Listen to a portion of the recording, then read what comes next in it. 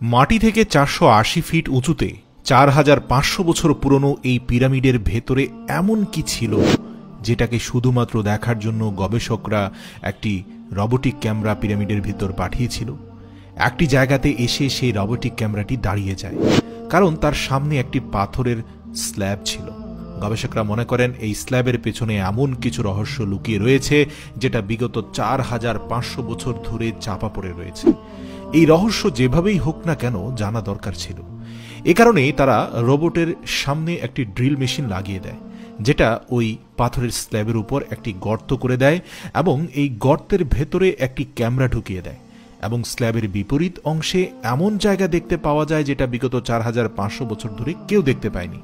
আজকের ভিডিওতে পিরামিডের রহস্য নিয়ে কথা বলবো। প্রিয় দর্শক, ভিডিওটি শেষ পর্যন্ত দেখুন। মিশরের টোটাল ১৩৮টি পিরামিড রয়েছে, যেগুলো হাজার বছর ধরে একের পর এক ভূমিকম্প এবং বহু ভয়ানক ঝড়কে সহ্য করছে। কিন্তু অবাক করার বিষয় এটাই যে এদের মধ্যে একটিও নিজের জায়গা থেকে এক বিন্দু সরে যায়নি, ভেঙে পড়েনি। এদের মধ্যে সবচেয়ে উঁচু এবং বড় পিরামিডটি হল the great pyramid of Giza, আর এই পিরামিডের ব্যাস এরিয়া প্রায় ১৩ একর জমির সমান। মানে এই পিরামিডের ভেতরে প্রায় ৯টি ফুটবল মাঠ খুব ভালোভাবে ফিট হতে পারবে। পর্যবেক্ষণের মাধ্যমে জানা গেছে যে এই পিরামিডের মধ্যে মোট ৪৩ লক্ষ বড় বড় পাথর এর ব্যবহার হয়েছে, যেগুলোর মধ্যে বহু পাথরের ওজন ৫০ টনের মতো ছিল। যদি এই পিরামিডের টোটাল ওজন ক্যালকুলেশন করা যায়, তবে এই পিরামিডের ওজন হবে ৬০ লক্ষ টন, যেটি ১২টা বুর্জ খলিফার ওজনের সমান। কিন্তু এত উঁচু এবং এত বড় পিরামিড বানানোর কারণ কি ছিল?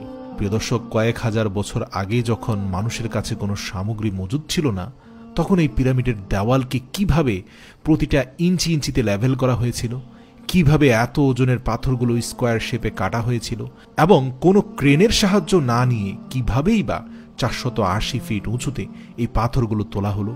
আর এই পিরামিডগুলো বানাতে এমন কোন ইঞ্জিনিয়ারিং সিস্টেমকে ব্যবহার করা হয়েছে যেটা এই পিরামিডগুলোকে ভূমিকম্প রোধ করার সঙ্গে সঙ্গে এদের কর্নার সাইডগুলোকে সম্পূর্ণ ৫১.৫ ডিগ্রি অ্যাঙ্গেলে সেট করেছে। চিন্তার কোনো কারণ নেই, আজকের এই ভিডিওতে সব বিষয় জানতে পারবো। প্রিয় দর্শক, শুরুতে বলি, প্রাচীন মিশরীয়রা একটি দেবতাকে মানত যার নাম হলো ওসাইরিস। প্রাচীন মিশরবাসীরা মনে করতেন এই দেবতা হচ্ছে জন্ম আর মৃত্যুর দেবতা, যিনি কিনা মৃত্যুর পর আত্মাকে নতুনভাবে জন্ম দিতেন। তারা বিশ্বাস করত আকাশে অ্যালাইনমেন্টে থাকা তারাগুলো তাদের ভগবান ওসাইরিসের ঘর। সে যাই হোক, এগুলো যে নির্ভেজাল গল্প এবং কল্পকাহিনী, এতে কোনো সন্দেহ নেই। কিন্তু এই কথাটি সত্যি যে এই সকল পিরামিডগুলোকে একটি নির্দিষ্ট সময়কালে তৈরি করা হয়েছিল। কিন্তু এটা কিভাবে সম্ভব? কারণ সে সময় তাদের কাছে না ছিল ট্রাভেলের সরঞ্জাম, না ছিল অত্যাধুনিক টেকনোলজি, কিন্তু তাদের কাছে নিশ্চয়ই এমন কোনো শক্তি ছিল যেটার সাহায্যে তারা কোনো না কোনোভাবে এমন কাজটা সম্পন্ন করেছে। কিন্তু বিজ্ঞানীরা হিসেব নিকাশ মিলাতে না পেরে একটা ধারণা করে বলছেন, হতে পারে ভিন গ্রহের কোনো বুদ্ধিমান প্রাণীদের সাথে তারা যোগাযোগ করতে সক্ষম হয়েছিল, আর তা না হলে তাদের পক্ষে ৪৫০০ বছর আগে এই অত্যাধুনিক টেকনোলজি ছিল না যে তারা এমন অসাধারণ শিল্পকর্ম করতে পারে। তো যাই হোক, এটা একটা ধারণা। এমনকি পশ্চিমে অনেক বড় বড় বিজ্ঞানীরাও এমন ধারণাকে সমর্থন দিয়েছেন। তারাও বিশ্বাস করেন যে এমনটি হয়ে থাকতে পারে যে তারা কোনো অ্যালিয়েনের সাথে যোগাযোগ করে এই কাজটি সম্পন্ন করেছে।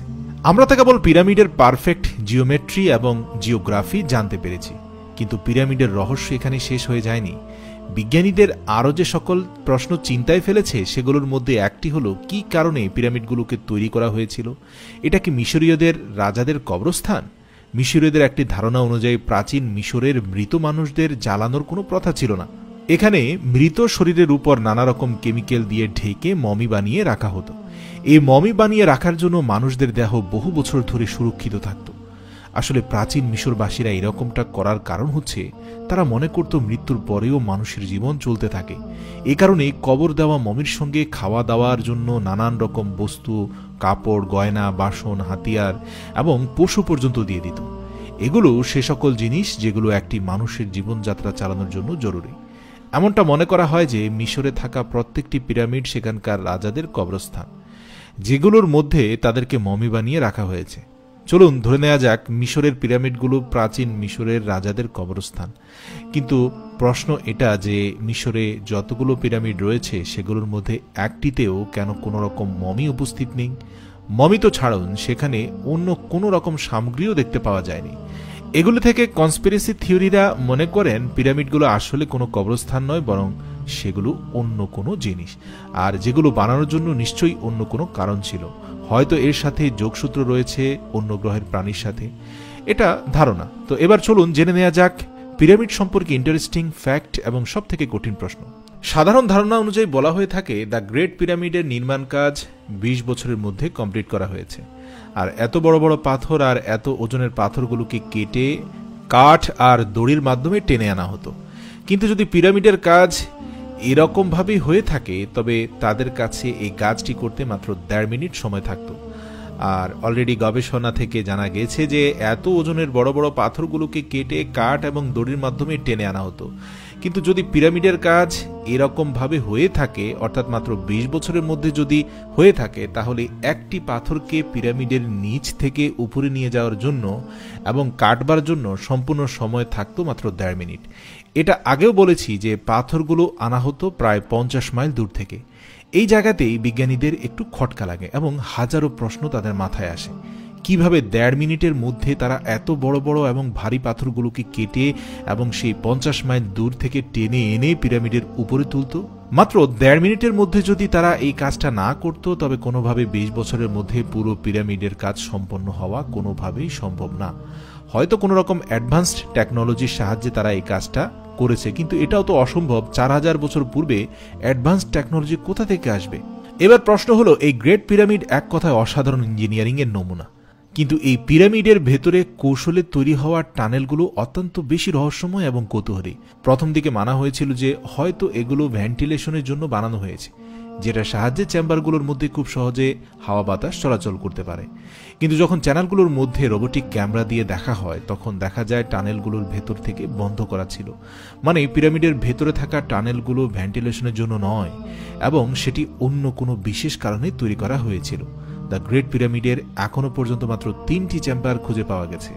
এমনটা নয় যে এর ভেতরে শুধুমাত্র 3টি চেম্বার রয়েছে, এর ভেতরে আরও অনেক চেম্বার রয়েছে, কিন্তু এখনো পর্যন্ত এই 3টি চেম্বারই আবিষ্কার করা হয়েছে, যার মধ্যে সব থেকে নিচের চেম্বারটি হলো বেস চেম্বার, মাঝখানের চেম্বারটি হলো কুইন্স চেম্বার, আর সব থেকে উঁচুতে থাকা চেম্বারটি হলো কিংস চেম্বার। দ্য গ্রেট পিরামিডের উত্তর দক্ষিণ দিকে দুটি ছোট ছোট সফট বা গর্ত বানানো হয়েছে, যার মধ্যে দক্ষিণ দেয়ালে আয়াং বেল এর দিকে মুখ করে রয়েছে, আর উত্তর দিকের মুখটা সাধারণভাবে উত্তর দিকে মুখ করে রয়েছে। 2011 সালে কুইন্স চেম্বারে রোবোটিক ক্যামেরা ঢোকানো হয় এবং সামনে একটি পাথরের স্ল্যাব দিয়ে সেটা বন্ধ থাকতে দেখা যায়, কিন্তু স্ল্যাবের উপরে একটি মেটালের টুকরো আটকানো ছিল। বিজ্ঞানীদের মনে হচ্ছিল হয়তো এর পেছনে আরেকটি চেম্বার থাকতে পারে, তাই তারা যখন এই পাথরের উপরে ফুটো করে ভেতরে ক্যামেরা প্রবেশ করায় তখন এই ছবিটি দেখতে পাওয়া যায়, যেটা আপনারা এখন স্ক্রিনে দেখতে পাচ্ছেন। কিন্তু এরপরে ওই ক্যামেরাটি বন্ধ হয়ে যায়। এরপরে আর সামনে অগ্রসর হতে পারেনি রোবটটা। এর কারণ হচ্ছে মিশর সরকার চাইছিল না কোনোভাবেই এই রহস্য উন্মোচন হয়ে যাক। সে সময় থেকে এখন পর্যন্ত ওখানকার গভর্নমেন্ট কোনো প্রকার এক্সপ্লোরেশন করতে অ্যালাউ করেনি। ওখানকার গভর্নমেন্ট মনে করেন যে যদি পিরামিডের সকল রহস্য উন্মোচন হয়ে যায় তবে সেখানে ট্যুরিস্টদের আসা বন্ধ হয়ে যাবে। কিন্তু এটা তো সত্যি যে দ্য গ্রেট পিরামিড এখনো কিছু রহস্য লুকিয়ে রেখেছে নিজের মধ্যে, যেগুলো এখন পর্যন্ত আমাদের থেকে লুকিয়ে রাখা হয়েছে। পুরো বিশ্বের সকল বিজ্ঞানীরা সেখানে ব্যর্থ হয়েছে। আপনারা জেনে অবাক হবেন যে দ্য গ্রেট পিরামিডের ভেতরে বছরের 12 মাসই 12 থেকে 20 ডিগ্রি সেলসিয়াস তাপমাত্রা থাকতো। যেমনটা আমরা সবাই জানি, গির্জা পিরামিড মরুভূমি এলাকায় তৈরি, যেখানে সবসময় প্রচন্ড গরম থাকে, কিন্তু তবুও পিরামিডের ভেতরে সবসময় তাপমাত্রা 20 ডিগ্রি সেলসিয়াসের মধ্যেই থাকতো। চলুন জেনে নেওয়া যাক পিরামিডের মধ্যে থাকা কয়েকটি থিওরি সম্পর্কে। যেমন পাওয়ার প্ল্যান্ট থিওরি। পিরামিডের উপরে দেওয়া একটি মডার্ন থিওরি অনুযায়ী বলা হয়ে থাকে যে পিরামিডের ব্যবহার ইলেকট্রিসিটি বানানোর জন্য করা হতো। এই থিওরি অনুযায়ী এগুলো হয়তো কোনো বড় বড় পাওয়ার প্ল্যান্ট, যেগুলোর সাহায্যে ইলেকট্রিসিটি জেনারেট করা হতো, আর সেই ইলেকট্রিসিটির ব্যবহার পুরো মিশরে করা হতো। ইজিপ্টে একটি মন্দির আছে যেটাকে ডেন্ট্রা লাইট কমপ্লেক্স বলা হয়। এটা মিশরের সবচেয়ে রহস্যজনক মন্দিরের একটি।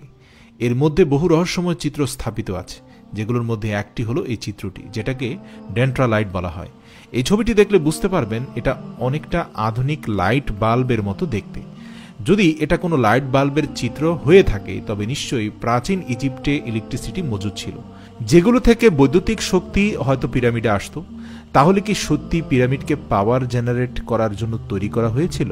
প্রিয় দর্শক, ভিডিও শেষ আপনাদের উদ্দেশ্যে বলতে চাই, পিরামিড এমন এক রহস্য ক্ষেত্র যা আধুনিক জ্ঞান বিজ্ঞান প্রযুক্তির এত উৎকর্ষতা দিয়েও এটাকে ছেদ করা সম্ভব হয়নি। এর সকল রহস্য মানুষের কাছে এখনো উন্মোচিত হয়নি। তো সর্বশেষ এটাই বলা যায় যে পিরামিডের রহস্য একমাত্র মহান সৃষ্টিকর্তা আল্লাহ তাআলাই ভালো জানেন।